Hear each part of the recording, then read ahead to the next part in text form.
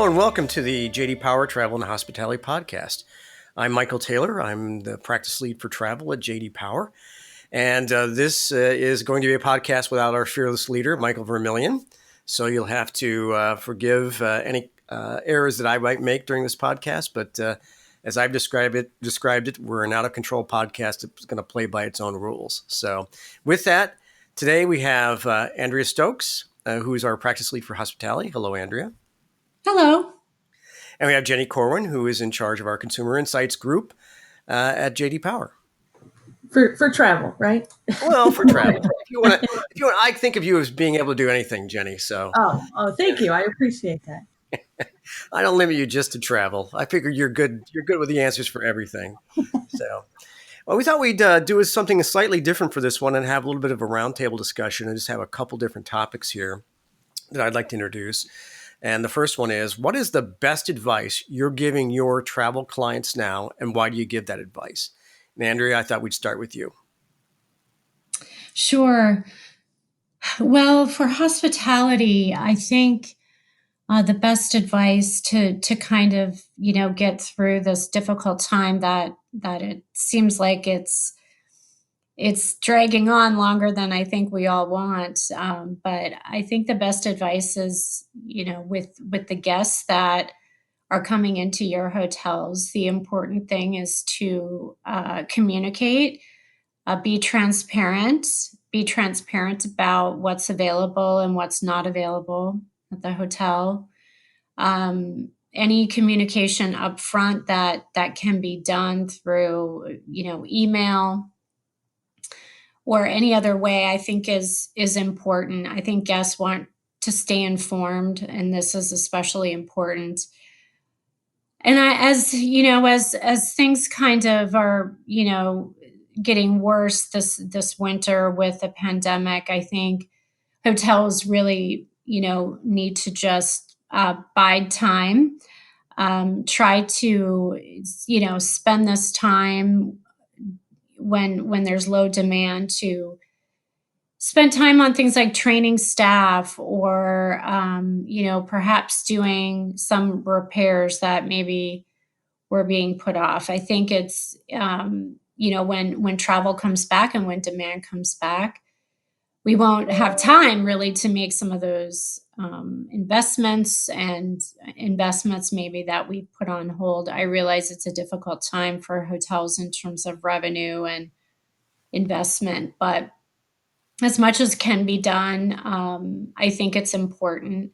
And I also would say to take care of your staff, do what you can, be understanding, help your staff as much as possible, do their jobs, but also help them, personally if they need support and help personally. So I think, I think we'll get through this. It looks like a vaccine is around the corner. And I think once that happens, there will be a rush of customers and guests. And, I think we need to be prepared for that and spend this time hopefully preparing for that time. Andrea, is there anything that you think your hospitality clients can do that's relatively low cost, that doesn't require much investment, that would build some goodwill with their potential clients? Yeah, I go back to training. There are a lot of low cost or even no cost training courses or videos. I think any time training can focus on actually delivering service.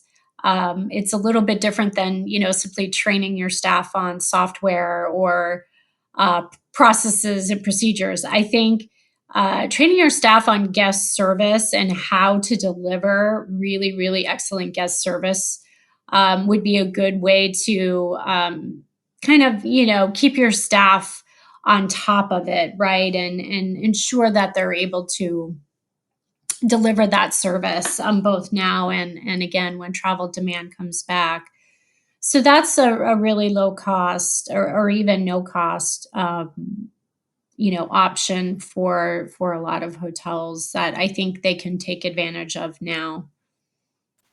All right. Well, thanks, Andrea. And same question to you, Jenny. What's the best advice you're giving your clients, and why do you give that advice?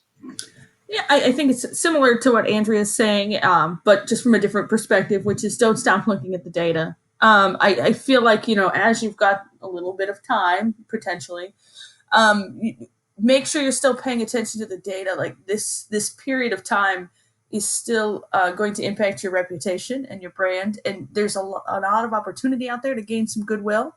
I know you mentioned that a little bit. And I think, through things like Andrea had mentioned, caring for your employees, showing that you're a part of the community, just expressing some empathy it will go a long way to build some brand equity during this time. So while you do, the occupancy is lower, or the flights are less crowded, there are less people there. Um, you do have an opportunity to make a really strong impression with these customers, in terms of building up some goodwill that could really outlast the pandemic. And I think my hope is that we will see, as with this vaccine, I hope 2021 will be the year of revenge travel. That's my new favorite Good one. I like that. term so far. I really like the revenge travel.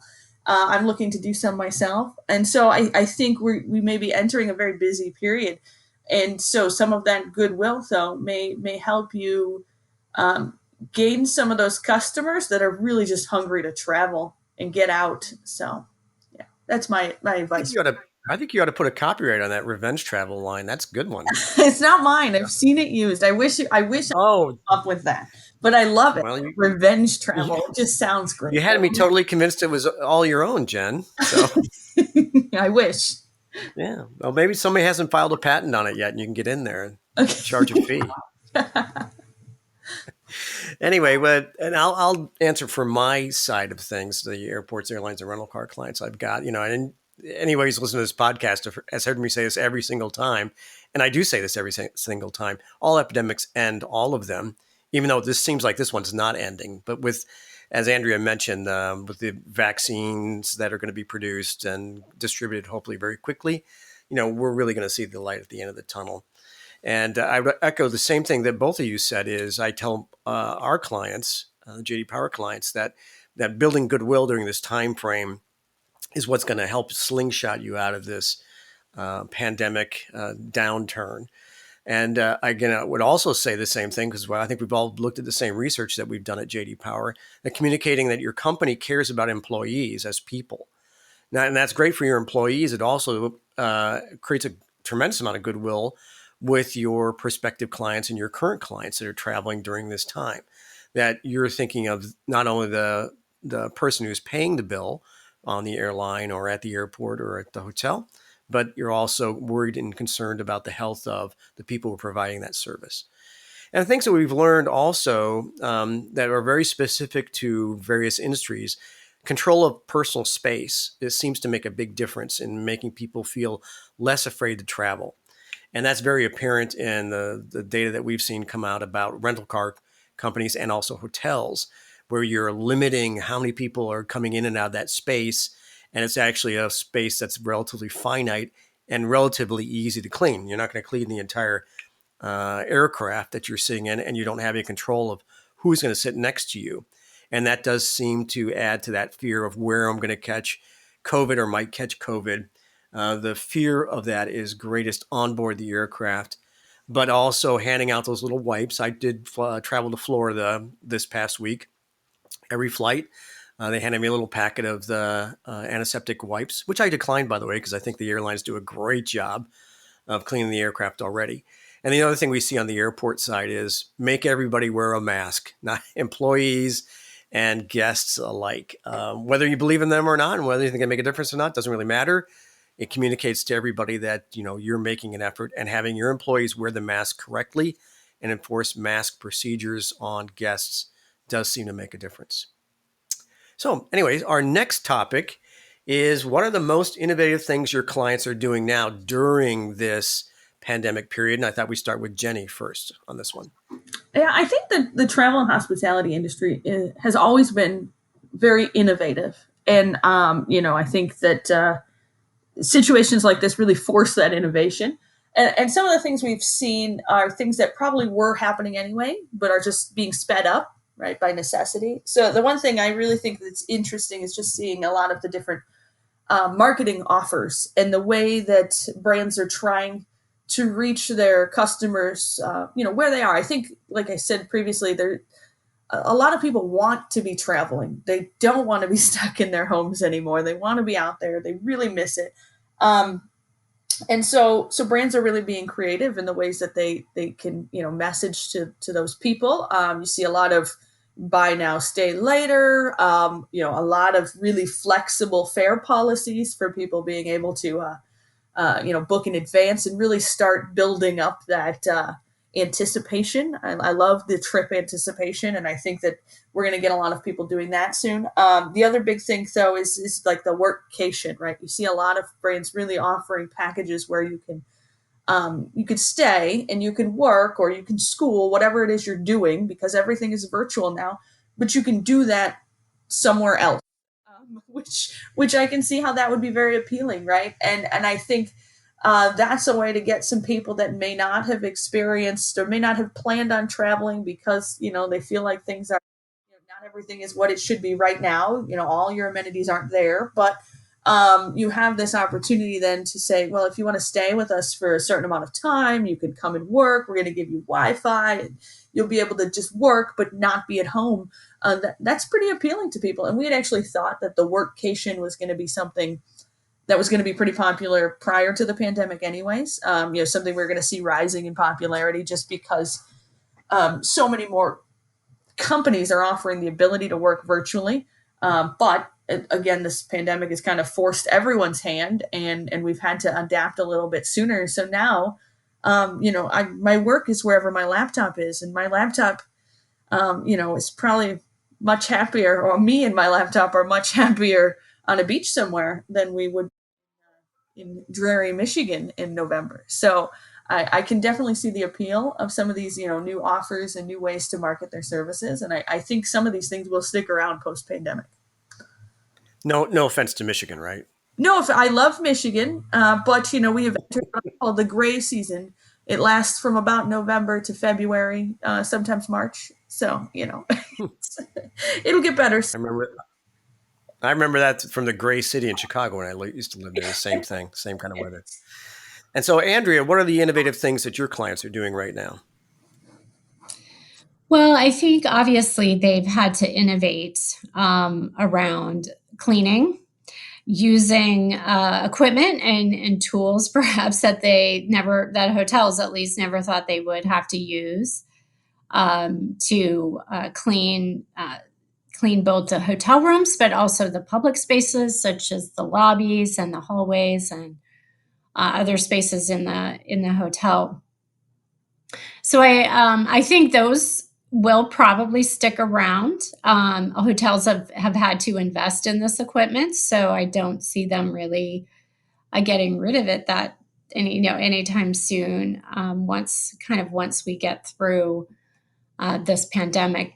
But so cleaning is one area. I think hotels also are using this time to determine what guests really want and what they might miss. For example, some hoteliers are taking things out of the hotel rooms because it's just fewer items that the housekeeping has to clean, such as coffee makers and irons and ironing boards and other things that you would typically find in a hotel. And I think during this time, hotels will really get that feedback about, what do guests really miss? Do they really miss having a coffee maker in the room, or are they fine with going to the lobby and maybe getting a cup of coffee that you're offering them in the lobby?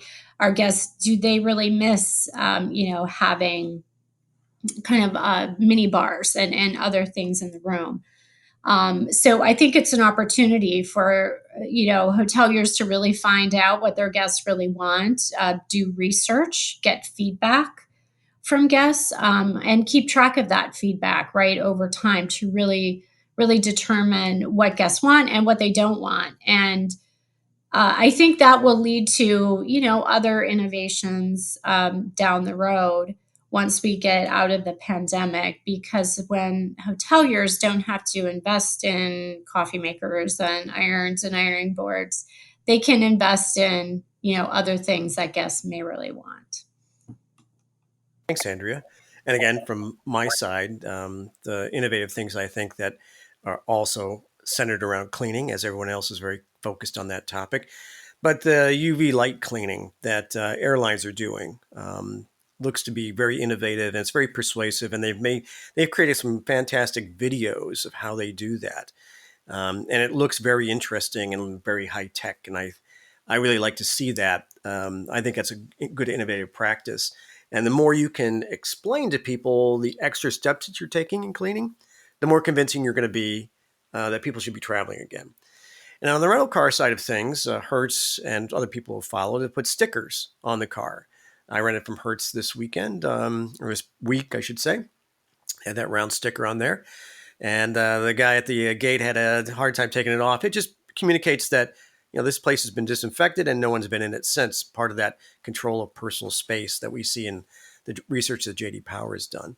And on the airport side of things, they're being very specific about the type of cleaning they're doing, the hospital grade cleaning materials that they're using. And in some cases, airports are offering free parking because of the stress of travel during this period. And really, practically, they don't have to clean the shuttle buses as much, which is something they were worried about. So it's kind of a win-win situation. Anyway, so that concludes our podcast for this month. Thanks for listening. Next month, we're going to have our year-end summary podcast, as well as our coming year predictions. So please tune in for that. And if you'd like more information about the travel and hospitality practice at JD Power, you can find us online, of course, at jdpower.com/business, and just click on that travel and hospitality icon at the lower part of the page. And I want to thank Andrea and Jenny for some great insights on this podcast. And thanks to everyone for listening, and we'll see you next month.